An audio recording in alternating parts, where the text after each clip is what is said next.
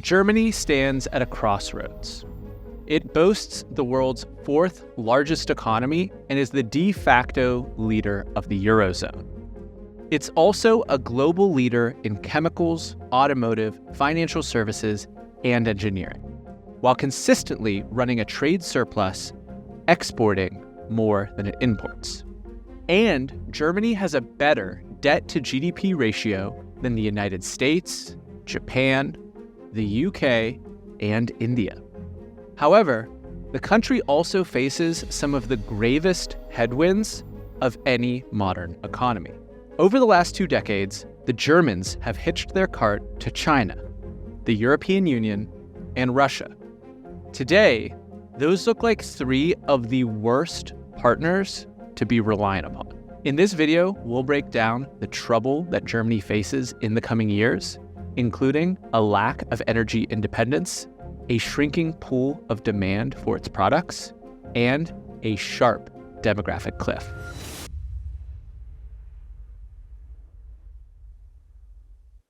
Germany's economy is huge, and they make important stuff that people need, like cars, chemicals, and pharmaceuticals.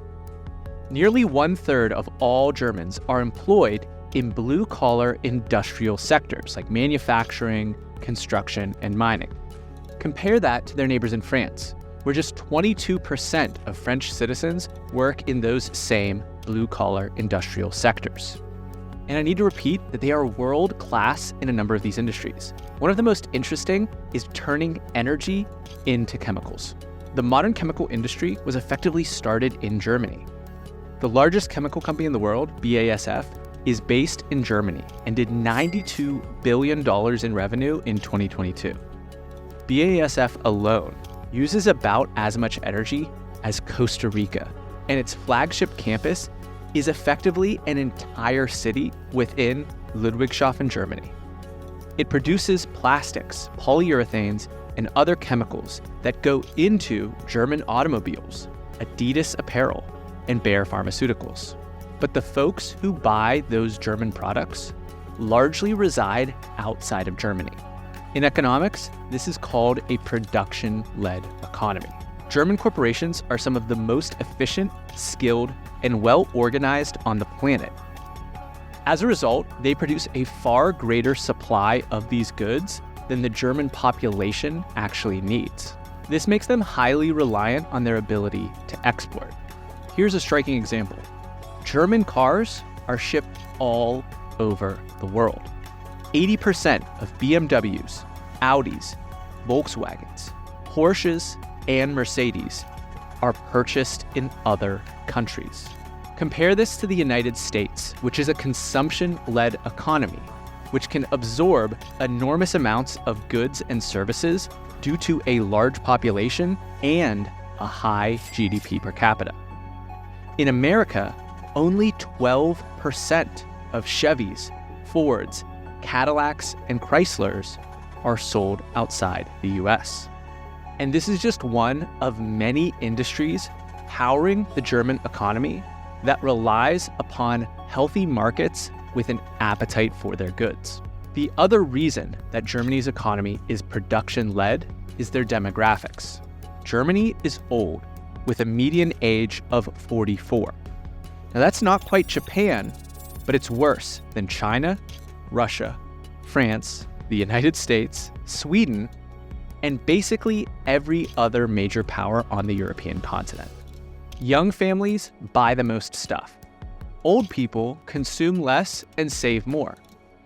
And past a certain age, old people stop making new people. Additionally, this causes issues with labor costs. Data from the Federal Statistical Office indicates that by 2030, 30% of the German population will be over the age of 65, potentially leading to a labor shortage and increased pension costs. The labor force participation rate is projected to decline from 78% to 73% by 2030, necessitating strategies to integrate more women and migrants into the workforce or increase the retirement age. In a market where the supply of labor goes down, costs will inevitably go up. And higher labor costs mean that German products get more expensive, which will also hurt their ability to export them. Inevitably, Germany's population will shrink in the coming decades. The degree to which that occurs is really just a factor of how open or closed they are to immigration. And regardless, they're going to need to be able to export. And for the last decade, the most important market for German goods has been China.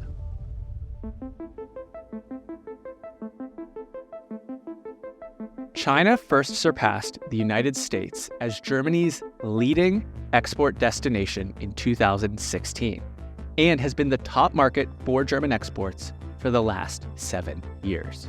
Since then, the trade between the two countries has continued to grow, reaching a record high of 299 billion euro in 2022.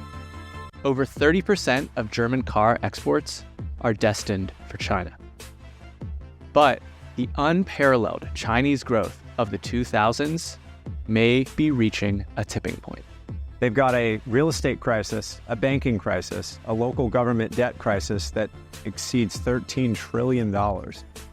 And they've got a youth unemployment crisis, which they stopped reporting as soon as the numbers got bad. And here we are seeing their premier at Davos saying they grew GDP at 5.3%. And no one believes that. Are you worried about the debt pile in China? We have to be. We all have to be worried about it. Chinese apartment prices are the most, probably after treasury bonds, most important asset class in the world. And they are declining. We are seeing a real estate problem in China. This is not a video where I break down the Chinese economy, but I can summarize one of the problems quite simply.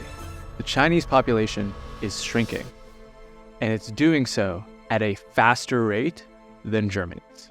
We already know that's one of Germany's biggest problems at home, but being their primary export destination, it not only means that demand is shrinking, but that they could face some real economic turmoil.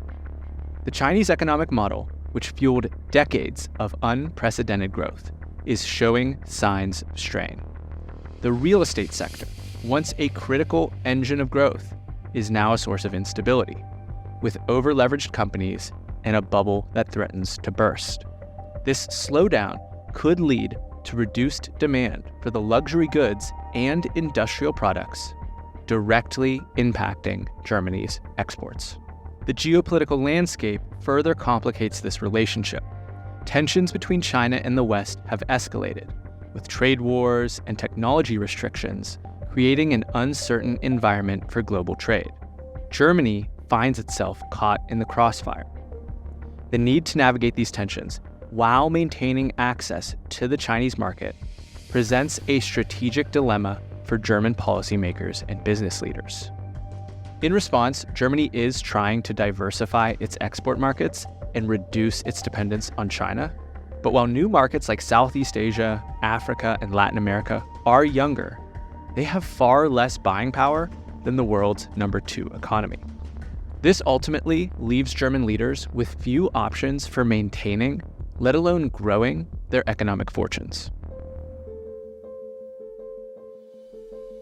So, only 20 years ago, Germany got almost a third of its electricity from nuclear power. If Germany had kept that nuclear power, we'd be having a very different discussion now. There might not even be a Ukraine war. German manufacturing requires a lot of energy.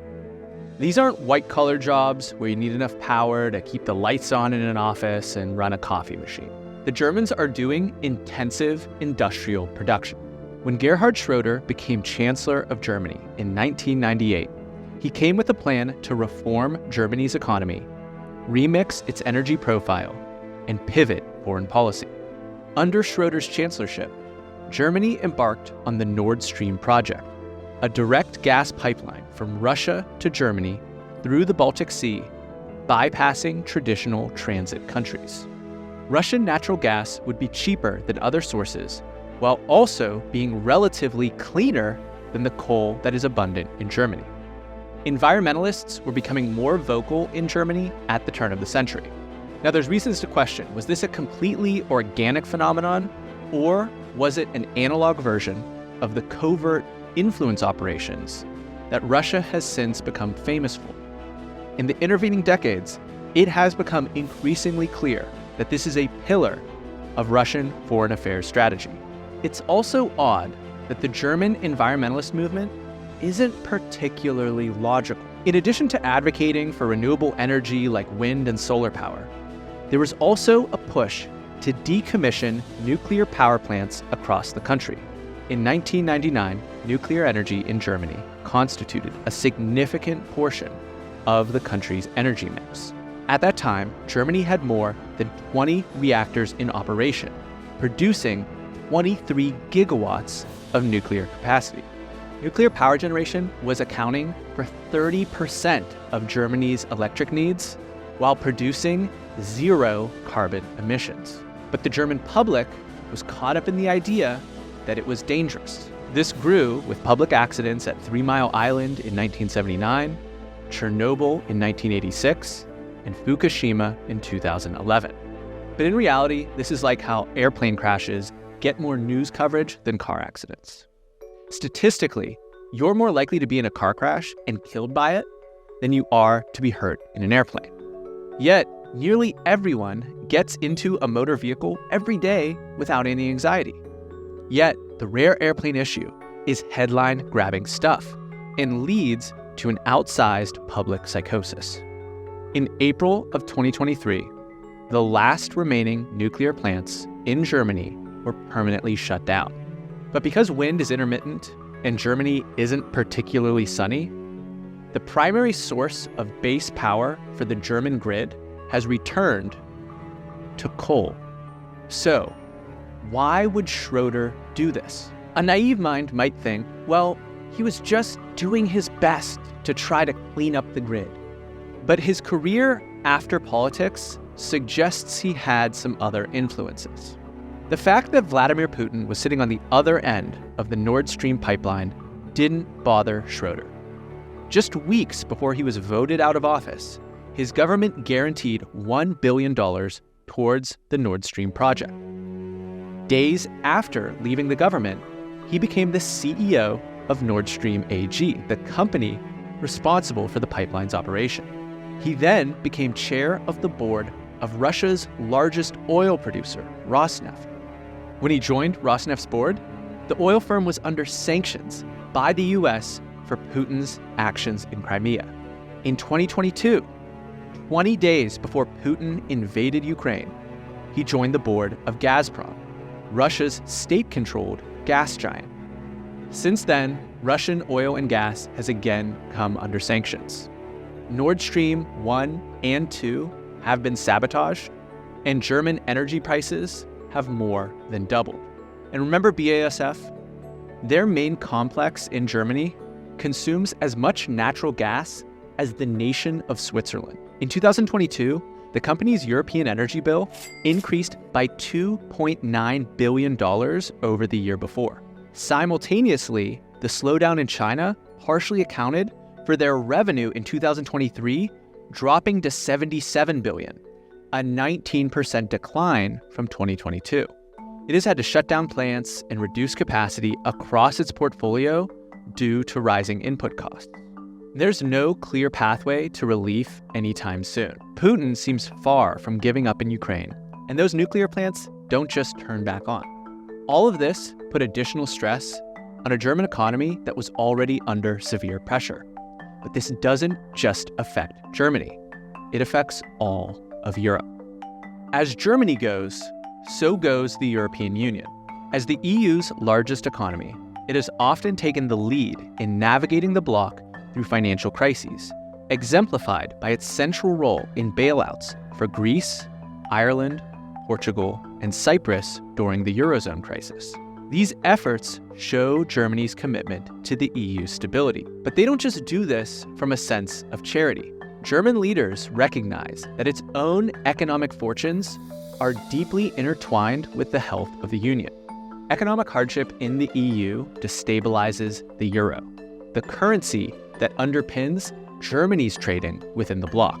The EU's single market is a cornerstone of Germany's export-led growth model, allowing for the seamless flow of goods, services, and capital across member states. The dissolution of this integrated market would erect trade barriers, introduce regulatory and currency complexities, and fragment the economic landscape. For Germany, this would mean a significant disruption to its export pathways, potentially leading to reduced market access and increased costs for German products abroad. A return to national currencies would introduce exchange rate volatility, further complicating trade for German businesses. We've already seen this with Brexit, which imposed costs on both the UK and its trading partners like Germany. But even if the bloc were to stay together for the next few decades, it would still be facing severe headwinds. Italy is the third largest economy in the EU, yet has a nearly 150% debt to GDP ratio and high unemployment rates. Greece remains anemic, and Spain's unemployment is north of 11%. Inflation in Eastern Europe is ridiculous. Hungary, Latvia, and Lithuania are all north of 20%. And right now, the European Union is the least bad of Germany's 3 essential partnerships. But I'd argue that the group retains the most explosive tail risk of the 3. Europe's half-century of relative peace is an extreme historical outlier. EU membership, paired with NATO, has created a degree of alignment that has neutered the historic rivalries that many of these countries have baked into their cultures. Should the EU dissolve, there would be one less barrier between Germany and the rivalries of its past. Germany's in trouble, and there is no clear pathway to turning things around. To counter their energy insecurity and aging demographics, they could work to reactivate their nuclear plants and open themselves to immigration. But both of those moves would require overcoming substantial opposition from constituencies inside the country. I'm not smart enough to devise any other solutions, but I'm also not dumb enough to count out the brilliance of the German people. Regardless, it will be extremely interesting to watch them navigate the next decade. If you enjoyed this video, check out our video on how Bayern Munich became one of the top football clubs in the world.